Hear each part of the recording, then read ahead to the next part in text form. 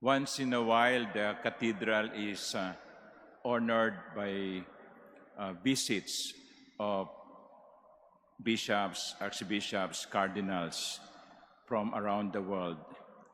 And today, we are again privileged to meet Bishop Joseph Werl, the diocesan bishop of a diocese in the Russian Federation, the Diocese of Transfigurazione Novosibirsk.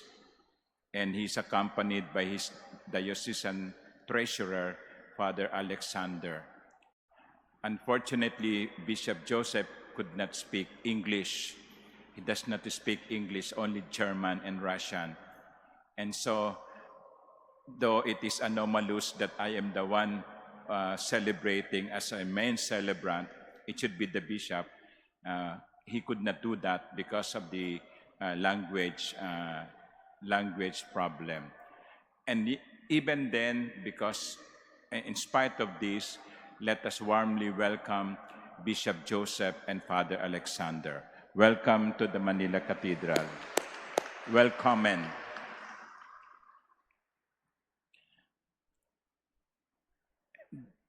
That is the beauty of our faith, that in spite of the fact that we don't speak the same language, we live in different regions, we are bound by our common faith, and we are also bound by our common sonship with the common Father. And when Jesus was asked to teach his disciples how to pray, to teach them how to pray, the very and only prayer Jesus taught begins with our Father. He did not say, my Father, but rather, when we pray, he says, address God as our Father. Our Father means that he is a Father of all, and he does not belong only to a group of believers. He belongs to anyone who would open his heart to his fatherhood. That is why we are invited by this prayer to address one another as brothers and sisters. That is the first lesson that our Father is telling us. Since we have a common Father, we should be treating each other as brothers and sisters because we have one common Father. And the implication of that is very important. That when I look at you, I should look at you not as a competitor, as an enemy. I look at you as someone who shares the same fatherhood of God.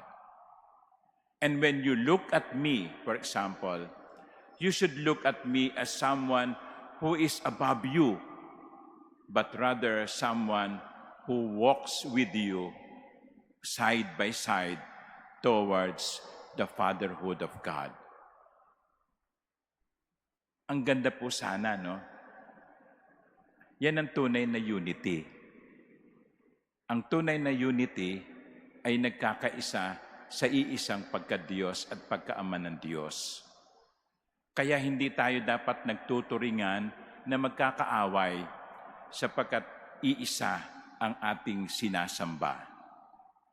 Maaaring iba-iba ang ating lingwahe, pero sa pananampalataya at pagkaama ng Diyos, tayo ay sama-sama.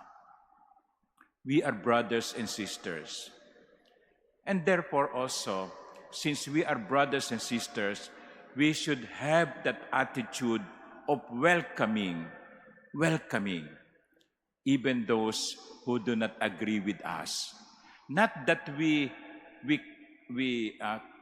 consent to their evil, but rather we welcome them so that with our prayer and effort, we can bring them also closer to the Lord. Lagi ko sinasabi, ang Manila Cathedral ay dapat na isang komunidad kung saan ang bawat isa ay katanggap-tanggap. Imagine if the world will have that kind of attitude, a welcoming attitude. When parents welcome all their children, when office mates welcome each other as brothers and sisters, when parish communities will be welcoming each other, even those who are not members of the same parish organizations. Remember, Jesus taught us to call God our Father. Not my Father alone, not your Father alone, but our Father. Let us pray that someday, and it may be soon, the real unity will happen within and among us. Amen.